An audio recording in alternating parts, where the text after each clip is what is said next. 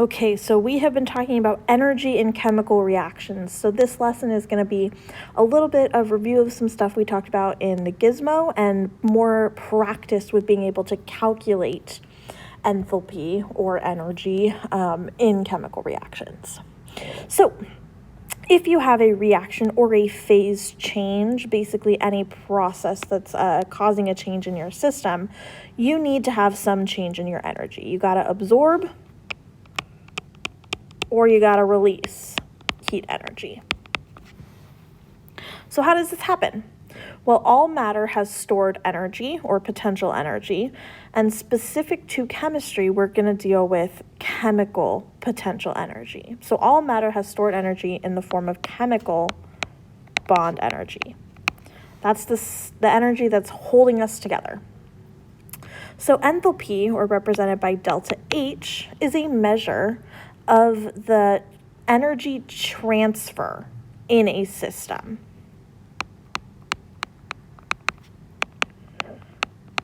So what's specifically happening here is your enthalpy is tracking the change in heat of your system, and that is an energy transfer. So we can transfer energy, specifically here in the form of heat, by changing phase or changing chemical makeup. So like we saw in the gizmo, you start with a couple reactants, one reactant, however many you have. You have to break them apart and then you can put them back together to form your product. So if we take a look at these diagrams here, this is showing us what the change in enthalpy is. So here in this left diagram, our enthalpy goes up on the y-axis. We're measuring the change in enthalpy. So here, notice the reactants start higher in enthalpy and the products end lower. So this is relating to a negative enthalpy. And when you have a negative enthalpy, it means you have an exothermic reaction. So more heat was released by the system than absorbed by the system. For endothermic reactions, it's the opposite. You're going to have a positive delta H. So in this case, more energy was needed to be absorbed by the reactants than is released when the products come together. So take a second to get a little bit of practice in here. So change in enthalpy, we said, was all about energies of reactants and products. So from the gizmo, we saw that the way that we thought about enthalpy in the gizmo was about energy absorbed, how much energy it took to break apart those reactants, and we subtracted out the energy released when those product bonds reformed. So this is essentially tracking the enthalpy of your reactants minus the enthalpy of your products. So take a second to think about the sign convention here. If you have ice melting, you are going from solid water to liquid water. Is this a physical or chemical change? Hopefully you said physical. Woo. So this is a physical change. So in order for this thing to change phase from a solid to a liquid, we have to add energy to the system. The water must absorb energy in order to get it to move from a solid to a liquid. So if the water is taking in energy, this must be an endothermic process. And the sign of an endothermic process is positive. Take a second to think about these other two examples and then check your answer with the answer key, then come on back. So where does heat energy come from in a chemical reaction? Well, we said that our chemical bonds contain chemical potential energy. And in order to break apart those reactant bonds and overcome that chemical potential energy, you have to add energy to your system. So energy must be added or absorbed to break your bonds, positive delta H. Energy must be released to form your bonds, negative delta H. So think about it. If the atoms only ever formed bonds in the first place because they were more stable that way, so atoms will only come together to form a bond because it makes them more stable, This means that they're more stable together than they were apart. So in order to separate them, you have to be adding energy to your system. Energy must be absorbed. And then when you reform those new bonds, the energy that was originally absorbed has to be released, because energy cannot just be created or destroyed. So this is why we exist in the form that we do. If our atoms were more stable broken up, we would be broken up. We would not exist in the human form we have today.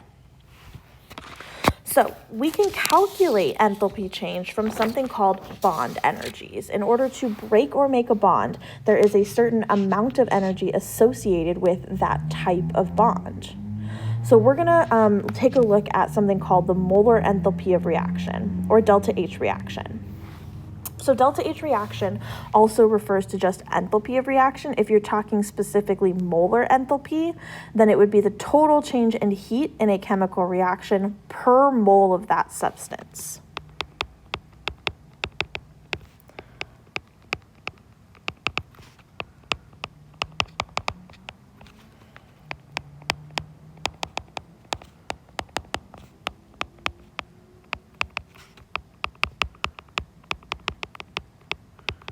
So remember, we can get the number of moles in a chemical reaction from the mole to mole ratios, the coefficients involved.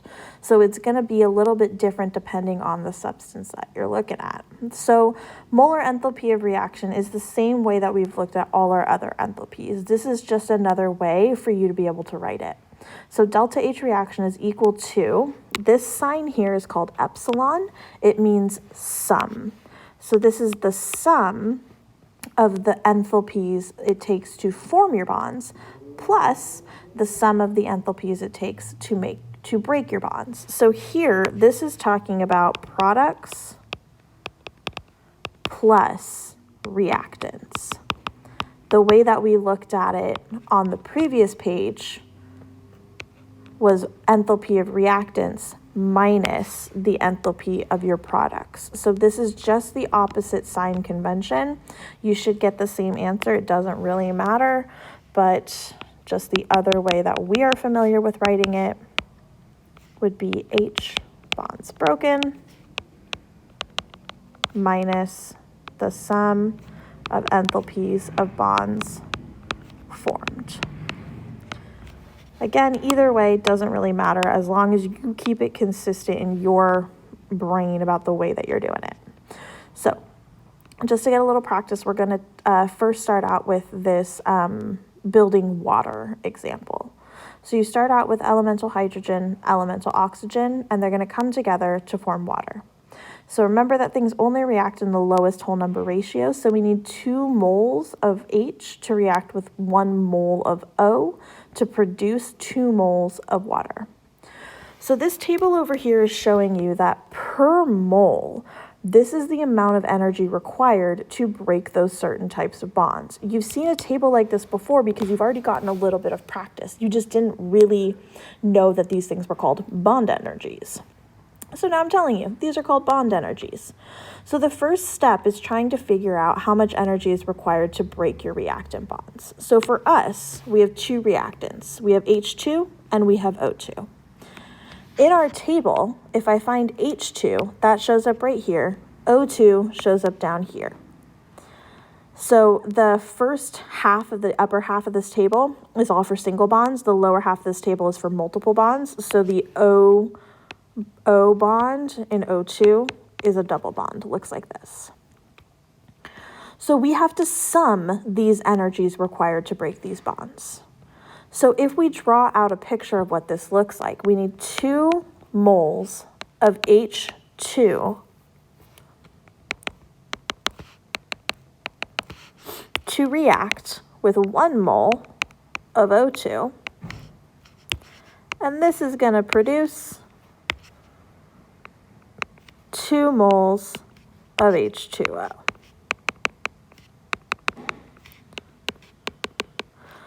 So first off, let's take a look at how many HH bonds we need to break. There's 1 here and there's 1 here. So we are breaking 2 HH bonds. The energy required to break 1 HH bond or 1 mole of HH bonds is 436 kilojoules. But because we need 2 moles in our reaction, we're going to take that 436 kilojoules and we're going to multiply it by 2. We also need, in this reaction, to break the OO double bond. And for that case, it takes 495 kilojoules to break 1 mole of OO bonds. So I'm going to add to this 495 kilojoules. So the total sum of all the energy required to break my reactant bonds is going to sum to 1367 kilojoules. So what happens when my bonds are formed? So in this case, I'm forming OH bonds. 1, 2, 3, 4 of them. So if I find OH, it shows up right here.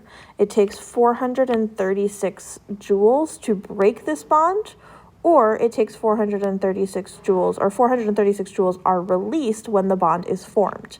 In our case, our bond is being formed, so I'm going to release energy. So I have 4 OH bonds that I need to account for, which means for every mole of OH bonds, there's 436 kilojoules that will be released when they're formed. But since I'm forming 4 of these bonds, I need to multiply this number by 4. When I do that, it's going to release a total of 852 kilojoules. So to get your total change in enthalpy, you would have delta H is equal to the energy to break your bonds, 1367 kilojoules, minus the energy released when your bonds form, 1852 kilojoules. So your total delta H comes out to negative 485 kilojoules. Think to yourself real quick, is this an exo or endothermic reaction? Hopefully you saw because delta H is negative, this is going to be exo.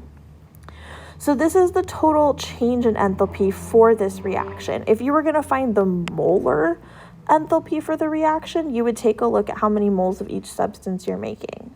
So to form 2 moles of water, it takes 485 kilojoules. That's how much is released to the surroundings when 2 moles of water are formed. So if you were to find the molar enthalpy, you would take that 485 kilojoules and divide it by the 2 moles of water that show up in this reaction. So to form water, it should take about negative 242.5 kilojoules per mole. I'm mostly going to have you calculate total change in enthalpy, so you won't have to do this last step here. I just want you to find this number. Okay, so for this next one down here, let's take a look at one more example before I have you do a bunch of examples. So we want to calculate the change in enthalpy for this reaction here. Start out by looking at the substances that you have to react. We've got this CH hydrocarbon compound reacting with elemental chlorine. We're producing this hydrocarbon with the CCl bond attached at the end and hydrochloric acid, HCl. So take a look at which bonds are changing here. In the previous example, all our bonds changed. We didn't really have anything that remained in its same place. In this one here, we do have some similar structures. I notice that all of these bonds are remaining the exact same. There's one CC bond that remains one CC bond. And there's 1, 2, 3, 4, 5 CH bonds that are not changing from the reactants to the products. So I'm not going to include those in my system because I'm not breaking those bonds. The bonds that I'm breaking are this CH bond here that's forming a CCl bond on the product side. And I'm breaking this CCl bond to form this HCl bond here at the end. I only need 1 mole of each of these products. This reaction is balanced as is. So let's take a look at how much energy is required to break my reactants. I need to break 1 CH bond. To break a CH bond, if I look up at my table, it takes 413 kilojoules to do so. 413 kilojoules. To break a CCl bond, up in my table, that one shows up right here. CH bond shows up right here. So to break a CCl bond, it takes 328 joules. So I'm going to put that into my table right here. So to the total amount of energy required to break my reactants, if I sum those two numbers, is going to be 655 kilojoules. Now, how much energy is released when I form my bonds? All right, well, I'm going to form a CCl bond and an HCl bond. So a CCl bond and an HCl bond. Let's take a look at our table. So, oops. Sorry, just realized that here I'm breaking a CCl bond. You're probably screaming, no, Ms. Lambert, as you're watching this video. Mobby. So this is going to be 242 when I have my Cl bond, 242 kilojoules. That actually comes out to 655. Then over here, my CCl bond, which is what I ended up finding initially, is 328. Oops. Then my HCl bond, HCl is gonna show up here.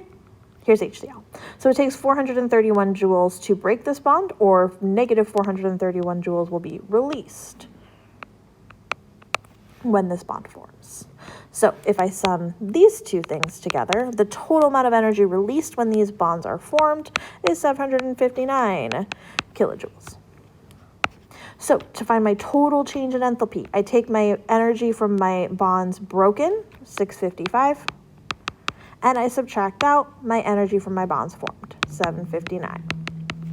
So this number comes out to negative 104 kilojoules. So in this reaction, there end up being 104 kilojoules that are released to the surroundings when these products are formed. So this again would be an exothermic reaction. All right, so you're going to get some practice. This is required practice on this page here. There's another table of average bond energies. You're going to do these three as must-do practice. This last page over here is optional extra practice if you want a little extra something to get you comfortable with bond energies. There will be an answer key posted, so you can use that to help you check your answers.